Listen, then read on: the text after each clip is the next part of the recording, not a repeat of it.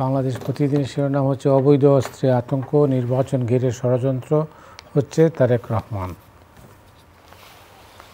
মানবজমিন হাসপাতালের বেসমেন্টে প্রাইভেট কারে 2 লাশ, নানা প্রশ্ন।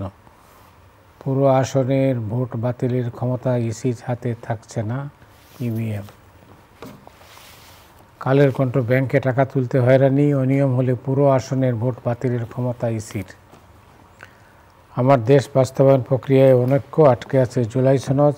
সিন্ধু নদে ভারত বাঁধ বানালে 10 ক্ষেপণাস্ত্র মেরে গুঁড়িয়ে দেব। কালবেলা সরকারি অর্থে কর্মকর্তাদের বিলাসনগরী, বিনা প্রতিদ্বন্দ্বিতায় নির্বাচিত হওয়ার দিন শেষ। দেশ রূপান্তর, ফিরছে না ভোট। তবে সারের দাম বাড়ছে পরিবহন ব্যবসায়ী ডিলার সিন্ডিকেটে। খবরের কাগজ, শতাধিক ঠিকাদার পলাতক, বহু প্রকল্প বন্ধ।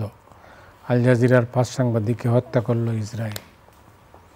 দিনকাল, মালয়েশিয়ায় পৌঁছেছেন প্রধান উপদেষ্টা, আজ আনোয়ার ইব্রাহিমের সঙ্গে বৈঠক। আগামী নির্বাচন সহজ হবে না, অদৃশ্য শক্তির ষড়যন্ত্র চলছে, তারেক রহমান। আলোকিত বাংলাদেশ, তুলকালাম দিল্লি, আটক 100 এমপি। কাকে ভোট দেবেন এই প্রশ্নে সিদ্ধান্তহীন 48.5%। করতোয়া ইভিএম সংক্রান্ত সব বিধান বাতিল। বিএনপির সুসময়ে অনেকেই কাছে ভিড়বে, তাদের ব্যাপারে সজাগ থাকতে হবে, তারেক রহমান।